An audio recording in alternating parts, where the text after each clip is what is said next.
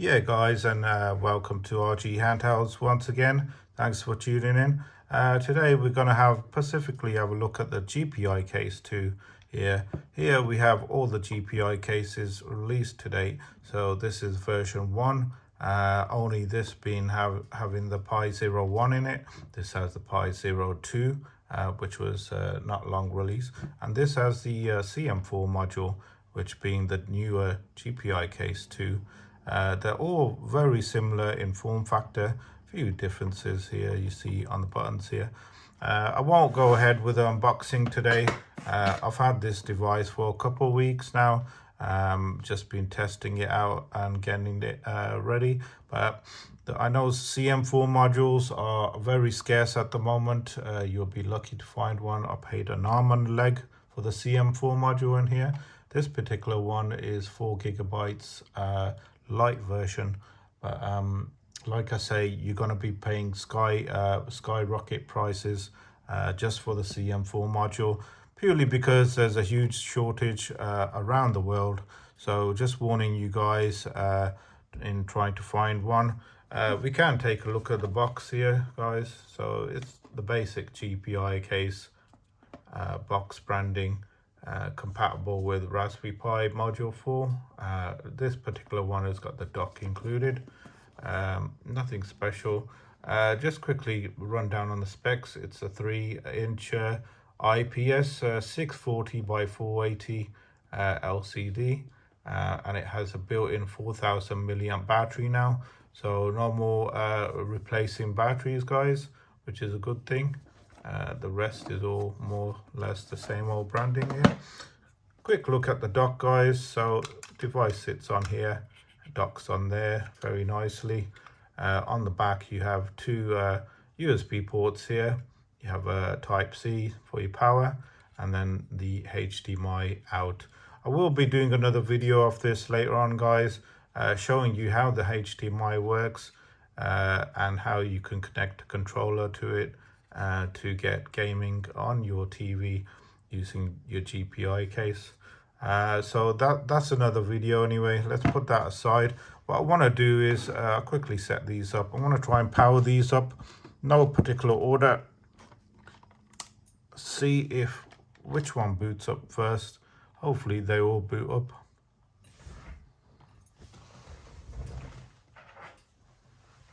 Let's give that a few bits. So this one's has recall box, this has recall box, and this has Pegasus, which is a custom build. You have the Pi 01 in here, Pi 02, and the CM4.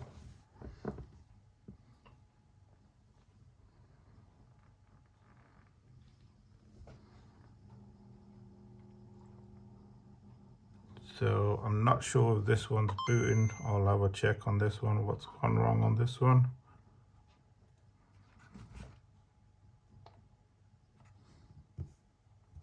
Let's just turn that off and back on. Sorry about this, guys. I thought it would have booted up. Let's try it now.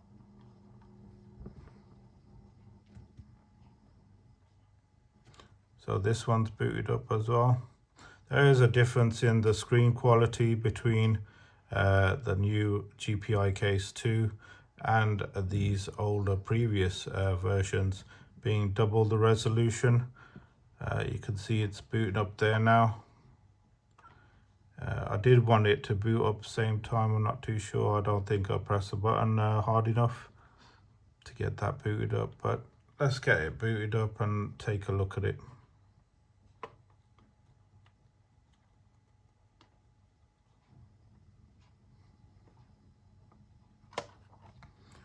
So all that boots up, you can see there. There you go. Recall box. I have to admit the quality is pretty cool compared to the previous versions. It really is. I mean, I don't know if you can see there. They both have a recall box.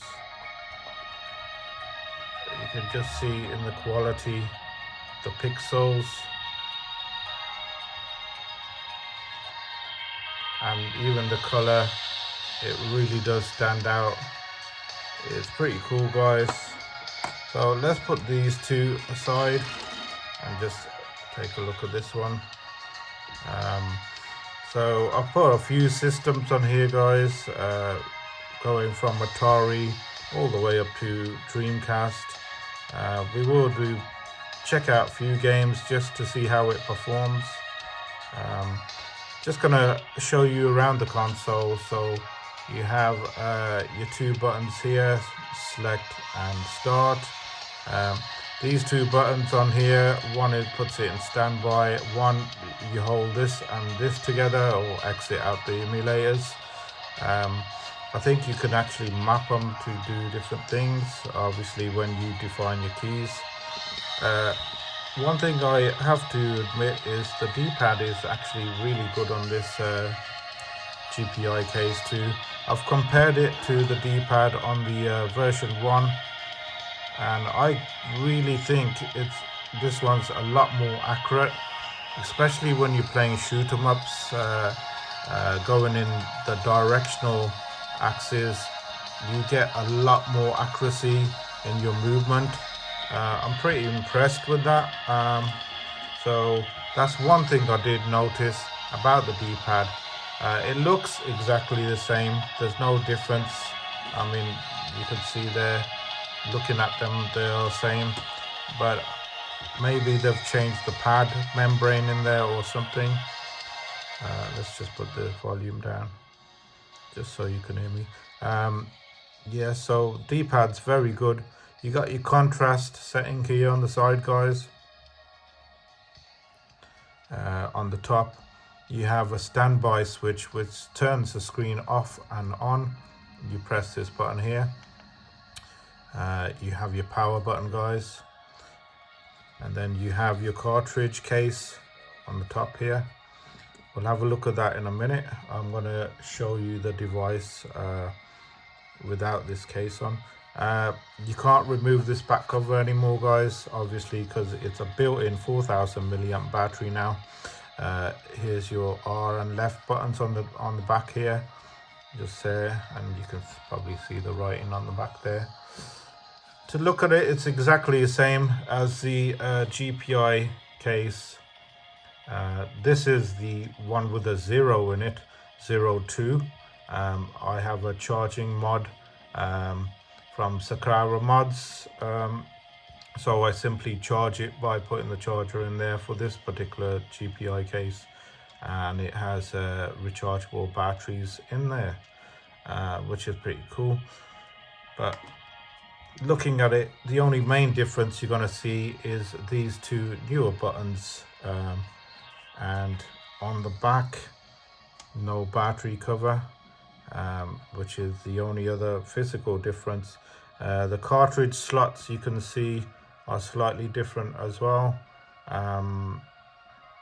because this now houses the CM4 module inside it. Apart from that, you got the volume button, the rocker switch on the side here. That's just a cover, nothing really happening in that one. And you just slide this off, which will show you the CM4 module. At the bottom, guys, so now you have a Type-C port on here, same as the one with the Sakura mod. Otherwise you don't get a Type-C on the GPI case one. And then you got your standard headphone jack there, guys. So that's it. Speakers, you have two speakers on the side here. That's another new feature. You got one there. I think these are actually vents, not speakers, guys. They are actually vents for the CM4, so they don't have them on this one. The speaker, of course, is at the front, and I have to admit the speaker is loud and clear. You can hear that, guys. I'm pretty impressed compared to the older GPI. Oh, we don't have any music on that one, so I can't really show you. But it is a lot louder and a lot clearer. Pretty impressed with that. So that's the outside of the device, guys. I will show you the inside of it after we're done with the video, and we'll take a quick temperature reading check of how warm it actually gets. But before that, let's do some gaming. Let's check out some Dreamcast. Let's start off with some Dreamcast. What do we have here? Let's see what we can play. Would like to play some fighting game or something. Let's have a look what we have.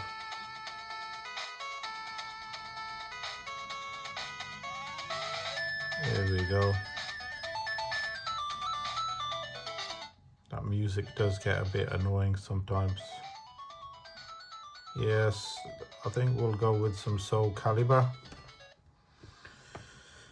So just to show you the performance, this is the 4GB version, guys, as I've already mentioned. So it has 4GB of RAM on the CM4 module. Now I have gone ahead and put a heatsink on the CM4 module to cool it, and it really does do a good job. I will link to the heatsink that I used,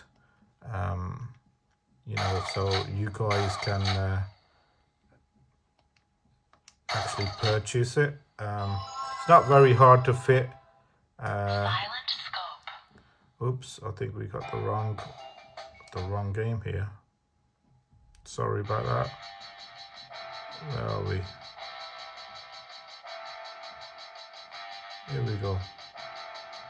So Calibur. Yes, as I was saying, guys, the CM4 module is hiding behind here. I will link it in the video so you guys, but I've been testing it over the week or so I've had it, and it really does cool that CM4 module down. I'm very impressed with it. You know, it does get quite warm, but that just tells you it's doing its job very well. So guys, here we have a test of Soul Calibur, just to show you what this CM4 module is capable of. Let's get the brightness adjusted up. Brightness levels are okay.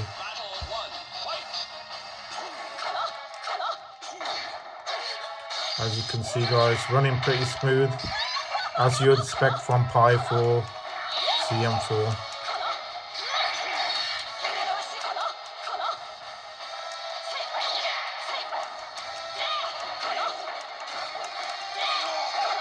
And you're gone.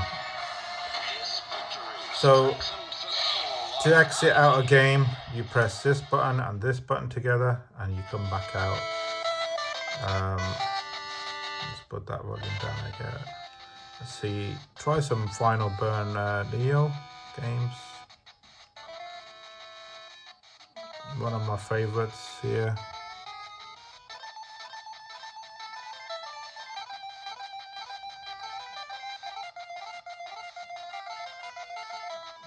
What can we play? Yeah, I want to show you guys just the diagonals I mentioned with the D-pad being very accurate. So let's try a shoot 'em up game, just to show you that how it works.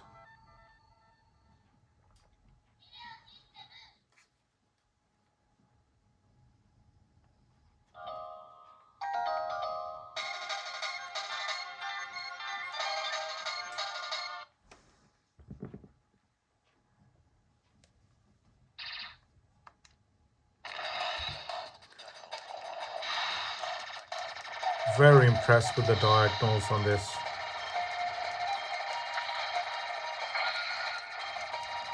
Very responsive, very accurate. I'm not too sure on fighting games, but for shooting games, you need a decent D-pad. You can see I'm not very good at this, guys, but take it from me, that diagonal pad is amazing. Much better compared to the first GPI case.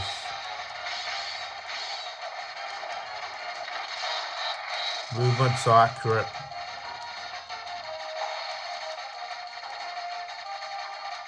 It's a shame they didn't fit an analog stick on here. I'm not sure if they had enough room, but it would have been amazing if they just had a little analog in the corner here, which would have helped with the shooting games. But that's that, guys. Let's get back out of here. What else can we check out? We'll check out one more system before I shut it down and show you guys the back of this, just to show you what kind of heat it's giving out. Let's see what system we can play here. Let's try some Naomi as my good old favorite Zero Gunner 2.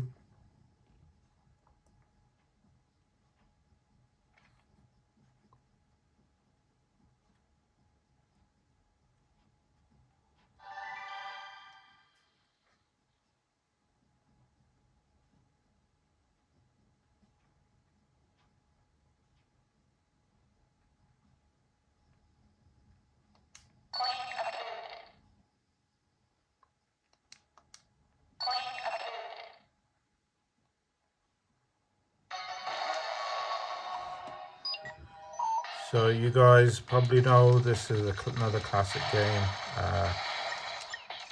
I would say this is running at full 60 frames per second, without a doubt.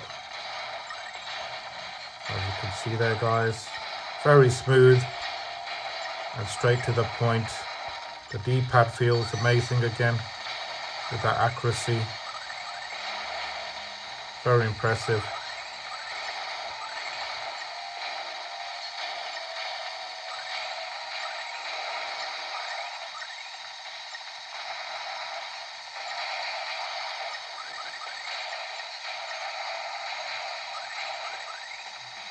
One of my favorite games.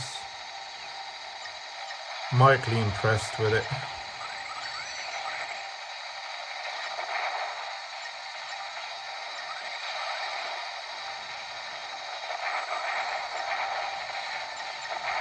I won't bore you guys going through the whole game, but you can see from that it's running amazing. Let's shut that down. I mean, I'm using Recall Box on this, which I find from all the OSs I've used so far, Recall Box has been the best. The only thing I will mention, and I've had an issue with, and I think it's a known bug with the Recall Box, is PSP emulation. When you start it up, you just get a blank screen, a black screen. I've tried everything, but I think they know it's a known bug and it's going to be fixed, I've been told, on the next version. So just to warn you guys in advance, don't expect PSP out the box with the latest version. The version I have on here, we can go to settings. It's 8.0 Electron. You can see there, which is the latest version. Recall Box version 8.0 Electron. You can, I have set up Wi-Fi. You can actually update it through here, I presume, with a Wi-Fi connection. But that's it, guys. There's a few more systems that I've added on here, but I just wanted to go over through that with you guys. You got PlayStation and so on. The list goes on and on and on. Sega CD, but I will do another video of it with more gaming. Let's shut this down. Let's see what the temps are reading on here. I don't know if it shows you the temps. I don't think it will actually show you the temperature on here, what it's reading. No. You can overclock here, guys. I've got it at a 1600 megahertz overclock, but with the heatsink I can take it higher, which I have not tried doing at the moment. But let's go ahead and shut this down. Fast shutdown. and just shut it down there. Here's the back and here's the heatsink. Let's take a quick reading. There you go, guys. 44. Let's take one more just to make sure. 51. Yeah, about 51. That's quite warm, but that just tells me it's doing its job. You can see there what I've done. I've basically replaced, it did not have a heatsink on it. You can get the cheaper shims that you can just put on the CPUs, but I went for the full blown heatsink. That is quite warm. The full blown heatsink, as you can see, I've screwed it in.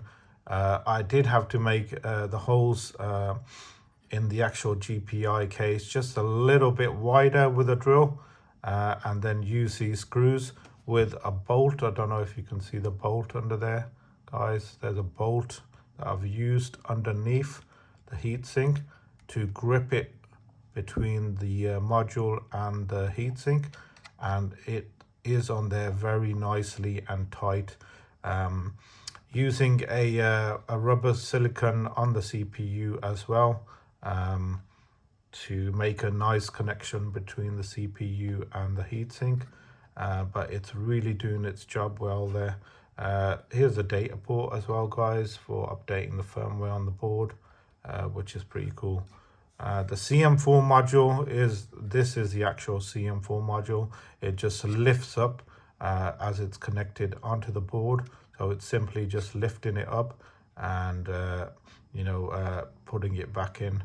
You don't have to take this back cover off to replace the CM4 module.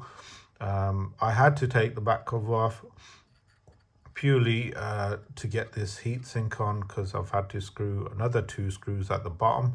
So guys, if you are going to fit this heatsink on, a couple of things to note is you need to make the holes a little wider in the GPI case. You'll see what I mean. You need to slightly drill them a little wider, so these screws here can screw in nicely, and you have 2 screws on the bottom as well, which you'll have to remove this.